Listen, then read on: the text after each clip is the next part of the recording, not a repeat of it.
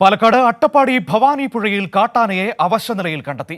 കോട്ടത്തറ കൂടുതറയിലാണ് കാട്ടാന അവശനിലയിലുള്ളത്. സച്ചിൻ ചേരുകയാണ് വാർത്തയുടെ വിവരങ്ങളുമായി.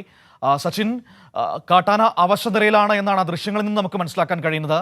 വനംവകുപ്പിന്റെ ഉദ്യോഗസ്ഥരൊക്കെ സ്ഥലത്തേക്ക് എത്തിയിട്ടുണ്ടോ? എന്താണ് ഇപ്പോൾ നമുക്ക് അറിയാൻ കഴിയുന്ന കാര്യങ്ങൾ?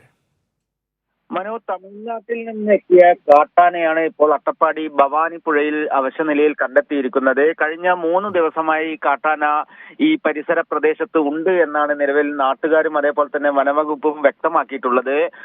കോട്ടത്തറ കൂടുതുറയിലാണ് ഇത്തരത്തിൽ കാട്ടാന അവശനിലയിൽ നിലയുറപ്പിച്ചിട്ടുള്ളത്. ഭവാനി പുഴയിലാണ്. അതിനാൽ തന്നെ ആനയെ ഇപ്പോൾ വനംവകുപ്പും അതേപോലെ തന്നെ RRT സംഘവും നിലവിൽ നിരീക്ഷിച്ചു വരികയാണ്.